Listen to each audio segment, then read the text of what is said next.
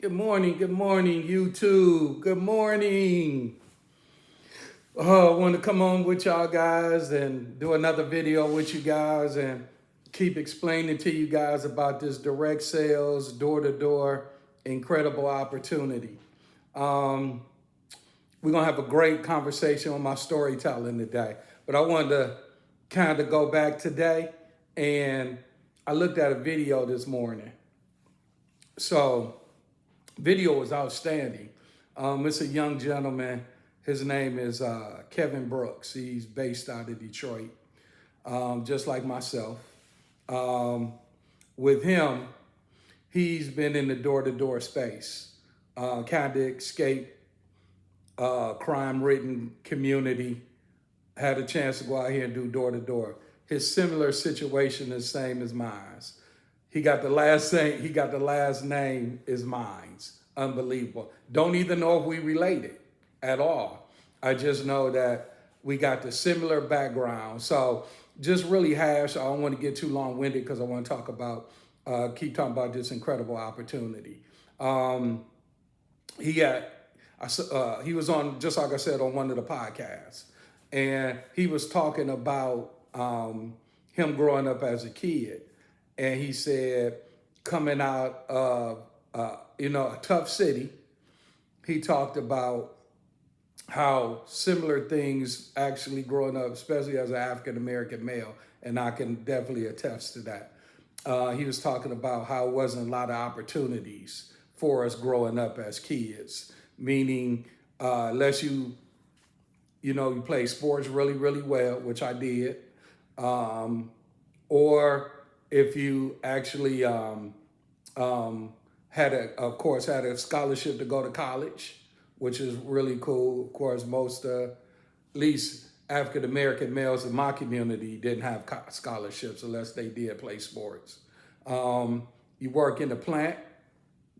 That was real big. We had the big three. You had to be really blessed and prayed up to even get in the plant in those days. And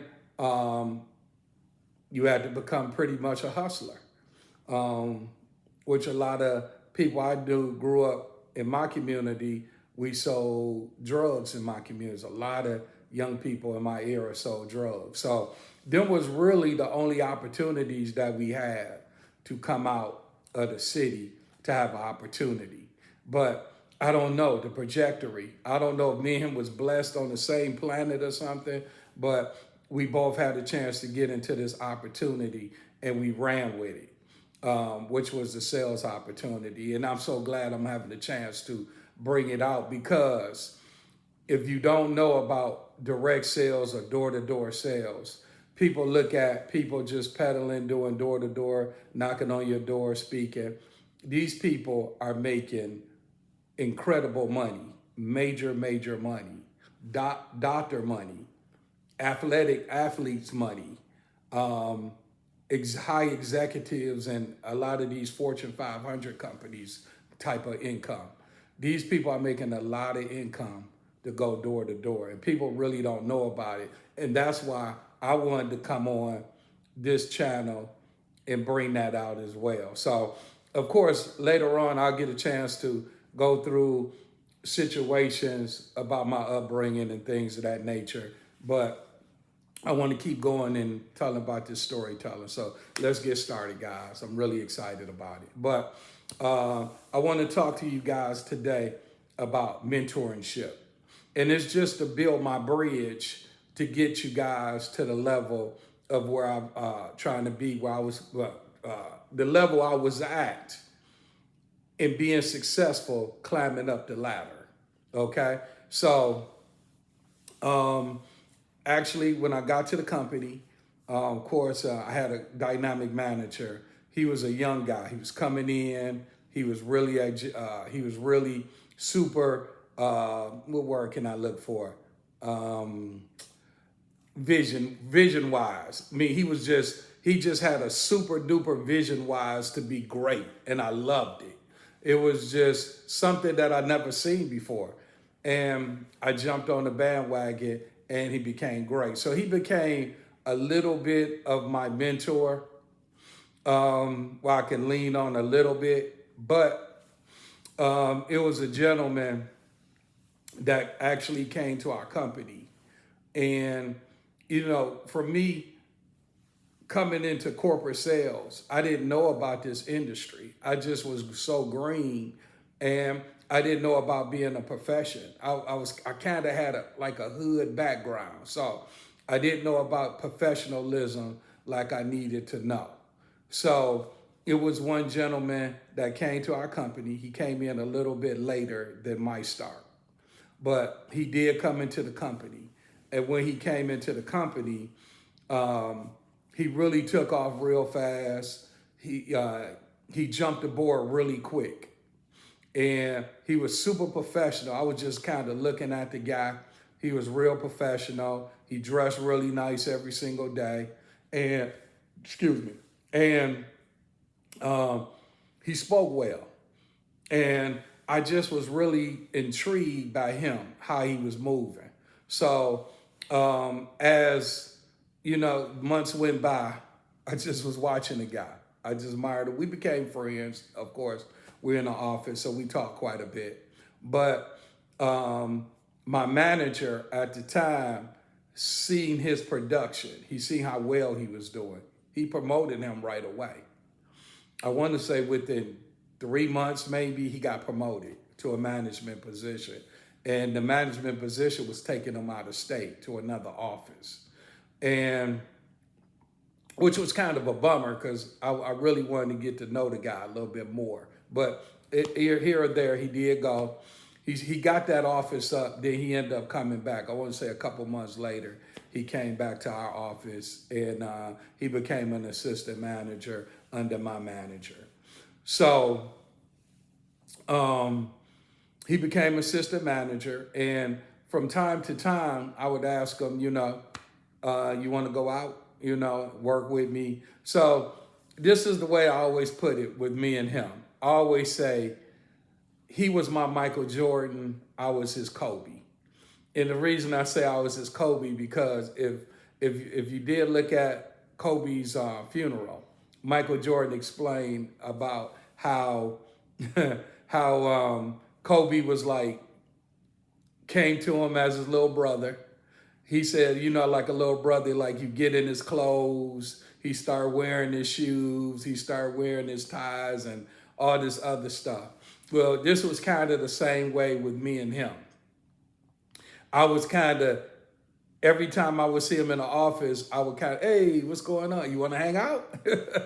Because he was trying to go to a level he was trying to go to a level, he wanted to be great. And I was finding myself, I had the tools to be great. I was good. I was one of the top reps in the office. I wasn't polished though. I wasn't polished. I wasn't shooting like Mike told Kobe, shoot 1,000 jump shots right after you get out of, when everybody leave, you still in the gym shooting 1,000 free throws or 1,000 jump shots. So that's what I was lacking. I was lacking more execution.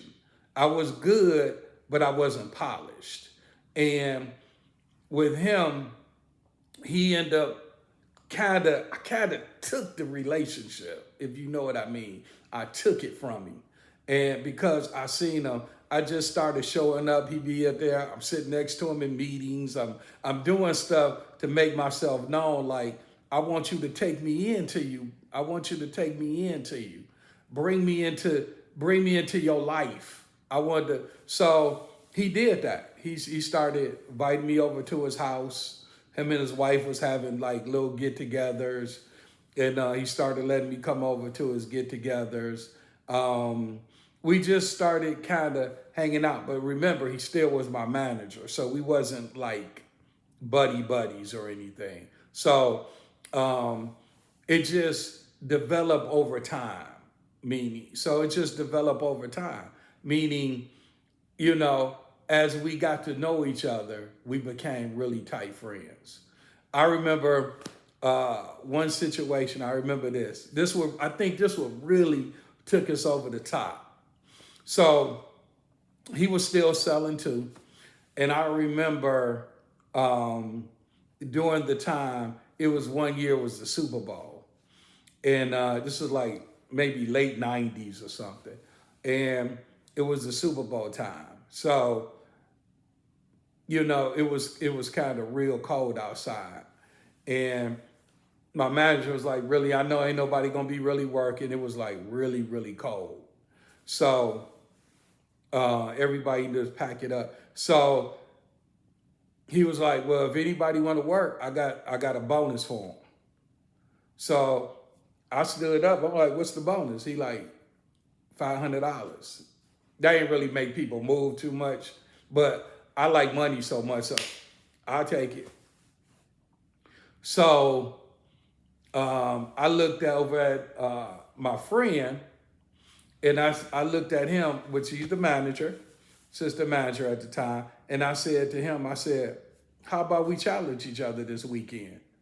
And he looking at me like, I wasn't planning on really working, but if you want to let me steal your money, I'll steal your money. So I put the $500 up that they gave me um, if you hit a certain number.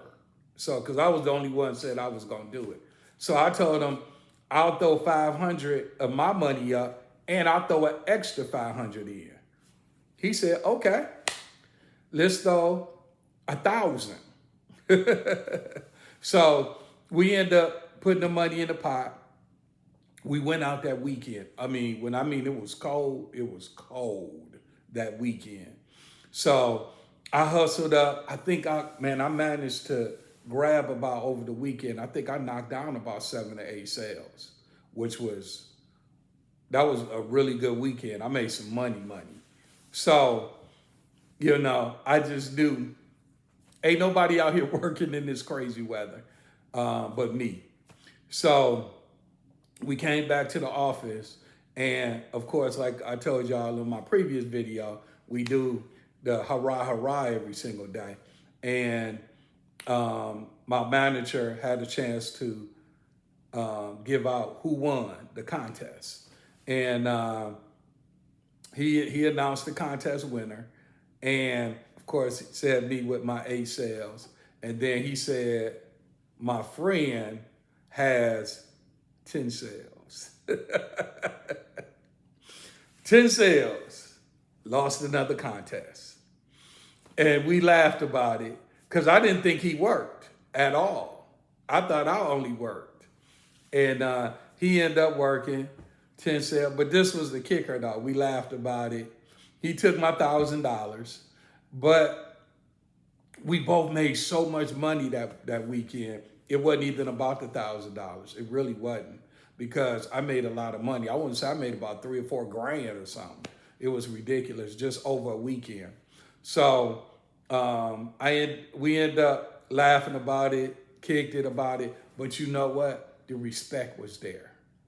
And he respected me for putting myself out there like that. And let me tell you,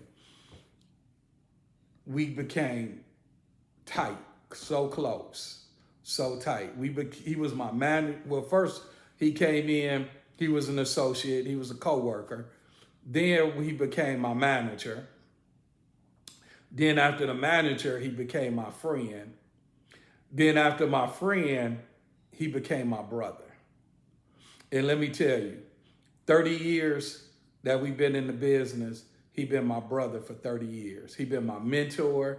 He been my friend. He's the person on my shoulder that give me the advice and say, don't do it. It ain't a good look. This ain't the way you roll. And I needed that. I needed an accountability friend to build success. And I will say this to you guys. When you get into an industry that you don't know of, you gotta have a mentor. A mentor will keep you, it will keep you polished. It will keep you, it will keep your brain flowing. And it gives you leadership, and it gives you help when you need to lean on, because, hey, we all know life will kick you in the behind over and over and over again. But if you got somebody to go through it with and tell you about your wrongs and your rights, then it just holds you accountable to one. But remember, You gotta want to be great. They can just add the fume to your fire to make you even greater. And that's what he did for me. He made me greater because I was already on a high trajectory scale to want to be great in this industry, but I still had my loose ends and I still wasn't polished enough. And he helped polish me. He helped take me from a boy. I want to say I was a young man because I was in my mid-20s. I was still a young guy to a grown adult all the way to to today, which I'm 55 today. So, me being older guy, and he's still in my life. And this is the crazy part because me and him, we talk 2 or 3 times a day. We both in different states, but we talk 2 or 3 times a day, all the time, still together. I mean, we gonna leave this earth. We're gonna leave this earth together. That's how tight. That's how. I mean, he just like my brother. Definitely my brother. So, So I just wanted to come on and give y'all a little bit of brief and a little bit of knowledge that you definitely want to be able to get you a mentor in this industry to go to another level, and that's just in life in general. That's just in life in general. A mentor will help you get to the level that you want to be in, especially in business. You need one, no doubt about it. So, guys, this is kind of a medium short kind of video, but I want to keep giving y'all guys some gems, some knowledge, because it's like I said, this industry right here is so untapped. It's not so many people in. And this is the thing, before I get off of here. The thing about it is, with this industry, direct sales, door-to-door, whatever, it's a harder industry to get into, meaning to get good at it. You can go out there and go door-to-door, but to get good at it, it takes years, because it takes years of polish. It's almost like a psychological warfare that you have with the client. So you've got to be really good at it, and it's not overnight. It's something that you got to build over time. So I just tell people this. I know you go to college, and I think college is wonderful because, of course, you're getting educated. You're trying to go to the next ship of your chapter. I think this right here is college as well. Door-to-door sales, direct sales is college. I promise you it is. If you go on social media, look at some of these guys, and a lot of them don't look like me. And they really have got to a level of direct sales that, I mean, on such a high level. And these guys make it great, great, great money. So all I'm saying to you guys is I'm bringing something to you, and I'm excited about it because it's not a lot of people, just like I said, doing it. So, but peace out to my next video. Like, share, and subscribe to my channel, and I'll see y'all guys on the next video. Bye-bye.